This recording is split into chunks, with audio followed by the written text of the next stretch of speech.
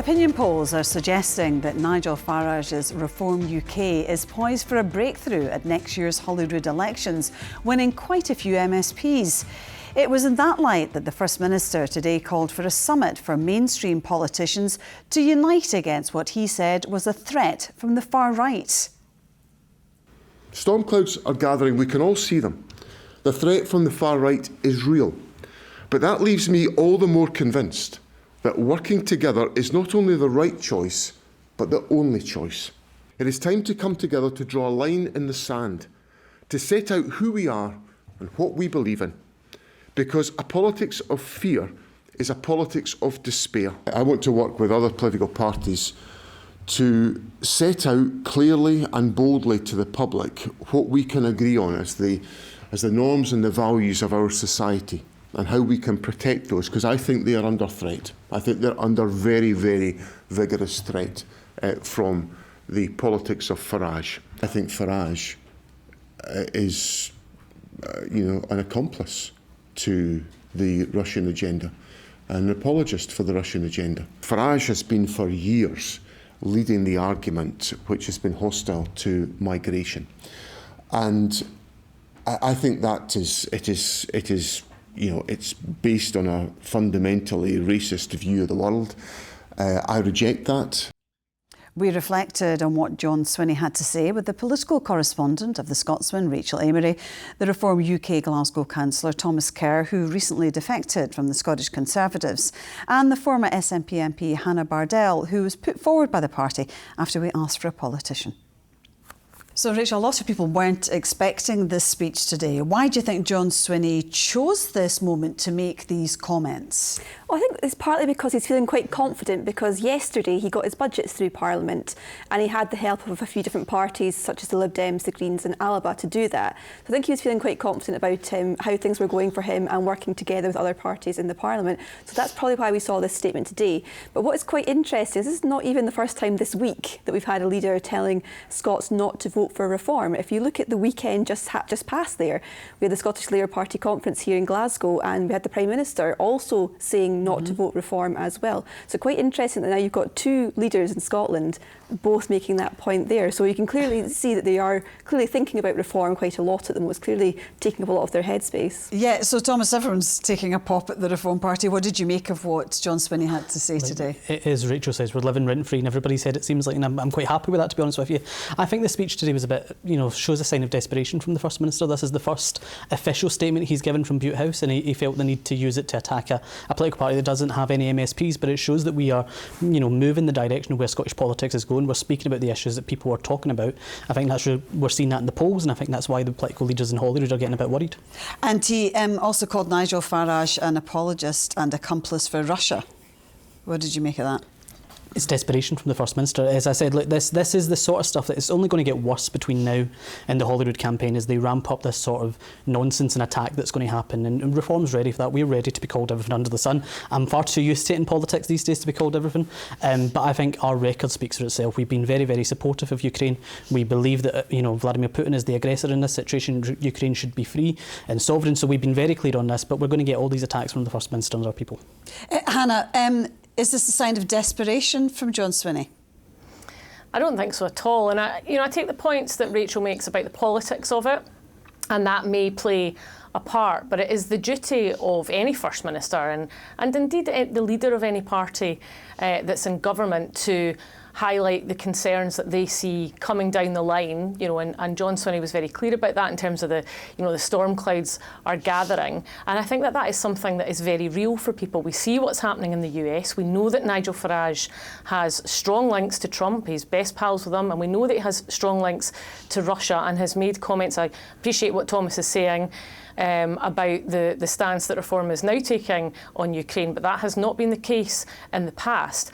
And at the end of the day, there is a rise in misinformation and disinformation. Russia has interfered in a number of elections, Romania, Moldova, Georgia. There's a report by Carnegie Europe recently, just literally a couple of weeks ago, that is highlighting that the misinformation and the funding from Russia is going to be coming to an election near you. And we've got an election next year in Scotland, and people should be concerned about that. And John Swinney, I've known John for a long time. He's not excuse me, a man prone to sensationalism.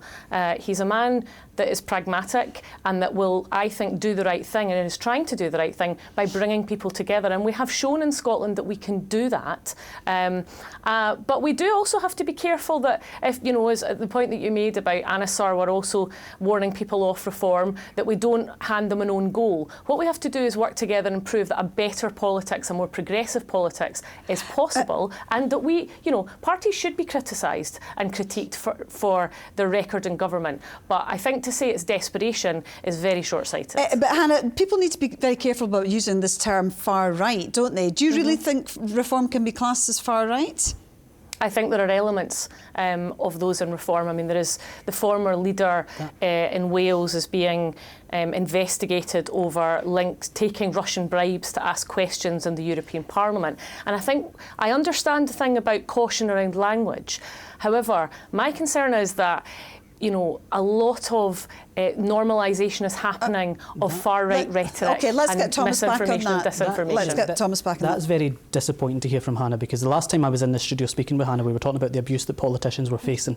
And when you use labels like far-right and attack politicians because you disagree with them, and that's the fundamental point here, and start tossing those labels around, it puts people at threat. Now, this afternoon or this evening, sorry, I was out canvassing in the East End of Glasgow. Look, I'm used to getting abuse, but activists should not feel scared to go out and champ on doors because the First Minister of Scotland, the First Minister, uses his official residency to attack a political opponent because he doesn't like them. That's very, very different, and I think we have to be very careful about the language Rachel, here. what do you think about the use of this word far right?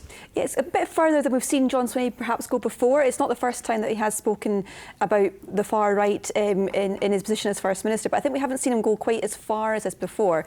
Still very much calm and collected in his speech, but we kind of expect that from the First Minister, of course. That's what he's become known for, but definitely the furthest we've seen him go in terms of the language that he has used and the fact that he used a press conference in his official residency to make this point as well. Yeah, I mean, Hannah, all the polls seem to be suggesting that Reform could win possibly up to 15 seats in the next Scottish election. And is it this threat that's kind of made John Swinney say this then? Because he sees them as a threat. I think that will be part of it, and the concerns about what some of the views and some of those in Reform represent. And I want to come back particularly on the point that Thomas makes. This is not about abuse. This is about recognising that some of the views and some of the policies and approaches in Reform are in John Swinney's view, and I think in the view of many of us who are in the progressive side of politics, unacceptable. Nonetheless, the issues and the reasons of why people are going to Reform have to be addressed. I've said this on your programme and on other programmes, that we have to work together in politics to promote progressive policies, progressive politics, and talk about the issues, the cost of living crisis, how much people's bills are going up by, and what the real solutions are to that. And we will only do that by working together. I learned that from 9 years in Parliament. You know, the magic happens in the grey area of working together and making things happen with people with whom you disagree. Okay. I agree with what Hannah said at the end there, but the problem is not a single mention of that was mentioned in John Swinney's speech today. That we've had nearly 2 decades of SNP rule in Scotland, and this is a First Minister who's using his official platform 14 months away from an election to brand his political opponents as anti-democratic and as far right. The only person that's been anti-democratic here is the First Minister, who's called for all the political parties to sit around to try and make sure that reform's not heard. Look, if there is Reform MSPs elected to Holyrood next year, they will be there because the public voted for them to be there, and they're there with a clear mandate. It's not right for the First Minister, for any political party, to say we're just going to ignore these people, we're not going to speak to these people. If they are there, they're there because the public have sent that party there, and that has to be very, very clear. How well do you think they might do then in the next election? Well, we've had numerous polls now that are predicting that Reform will do pretty well in the next year's election, potentially between 12 and 15 seats, which is quite something considering they're going from zero, a complete standing start. Some interesting comments from the Scottish election study over the weekend. So most of those votes are probably going to come from the Conservative voters who are going to change their minds to go for Reform. They were saying that perhaps not so many SNP and Labour voters are going to go to Reform. It's mostly going to be for the Conservative Party that needs to worry about that. But there's certainly a sense that Reform are splintering the Unionist vote in Scotland, and that's probably where we're going to see them come through the polls there as well. But I think when you look at the 3 big parties, so the SNP, Labour and the Conservatives, they're all, the polls suggesting they're all going to lose seats. some to a greater extent than others in next year's election, whereas Reform, from a standing start, look like they're going to do pretty well, potentially only a couple of seats away from Labour and the Conservatives in the polls, some would suggest, which could really drastically change how Holyrood operates and how Holyrood looks. It could have a huge effect. How many seats do you think you could win? I think the sky's the limit for Reform. I really do. And what does that mean? So it means that I don't have a number. If I had a number, Ron, I would say. But right now, I genuinely don't know how many MSPs there could be elected. I take the point that the Scottish survey had said about the Conservative rate. But when I spent Saturday out campaigning in Easterhouse, of all places, in the East End of Glasgow. It's not a strong Conservative vote there, but we were having loads of people coming up and supporting us. We're taking votes from people across the political spectrum and those who have never been voters before. And Nigel Farage will continue to be the de facto Scottish leader as well. You're not looking to get No. Nigel is the leader of Reform UK, and he will be leading us into the Holyrood election.